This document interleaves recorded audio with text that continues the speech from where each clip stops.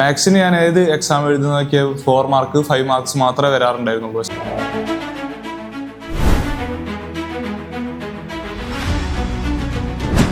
Hi, teachers അക്കാദമിയിലേക്ക് ഞാൻ വന്നതിന് ശേഷം എനിക്കുണ്ടായ മാറ്റങ്ങളാണ് ഞാൻ ഫസ്റ്റ് പറയാൻ പോകുന്നത്. ടീച്ചേഴ്സ് അക്കാദമിയിലേക്ക് ഞാൻ എത്തിപ്പെടാൻ കാരണം കോഴിക്കോട് തന്നെ ടീച്ചേഴ്സിന് മാത്രമുള്ള ഒരു അക്കാദമി വേറെ ഞാൻ എവിടെയും കേട്ടിട്ടില്ല. അങ്ങനെയാണ് ഞാൻ സുദീപ് സാറിനെ കോൺടാക്ട് ചെയ്യുന്നത്. അതിനുശേഷം എനിക്ക് ഇവിടെ വന്ന മാറ്റങ്ങൾ എന്ന് വെച്ചാൽ ടീച്ചർമാർ കൂടുതലായിട്ട് മോട്ടിവേറ്റ് ചെയ്യുന്നുണ്ട് നമ്മളെ എങ്ങനെ എക്സാമിലേക്ക് എത്തിക്കാമെന്ന്, എങ്ങനെ എക്സാമിൻ്റെ ഓരോ വഴികളും നമുക്ക് ടീച്ചർമാർ ഇവിടുന്ന് പറഞ്ഞു തരാറുണ്ട്. സോ അങ്ങനെയാണ് ഞാനൊരു ടീച്ചേഴ്സ് അക്കാദമിയിലേക്ക് എത്തിയത്. ഇവിടെ വന്നു കഴിഞ്ഞതിന് ശേഷം ഞാൻ എൻ്റെ കൂടുതൽ ഏറ്റവും അനുഭവപ്പെട്ട ഒരു പ്രശ്നം എന്താണെന്ന് വെച്ചാൽ മാത്സിനായിരുന്നു. മാത്സിന് ഞാൻ ഏത് എക്സാം എഴുതുന്നതൊക്കെ 4 മാർക്ക് 5 മാർക്സ് മാത്രമേ വരാറുണ്ടായിരുന്നുള്ളൂ. പക്ഷേ ഇപ്രാവശ്യം എനിക്ക് മാത്സ് 2 മാർക്ക് ക്വസ്റ്റ്യൻ കട്ട് ചെയ്തിട്ടും എനിക്ക് മാത്സിന് മാത്രം 26 മാർക്കായിരുന്നു ഇപ്രാവശ്യം. ടീച്ചേഴ്സ് അക്കാദമിയിൽ വന്നതിന് ശേഷമുള്ള മാറ്റം മാത്രമാണത്.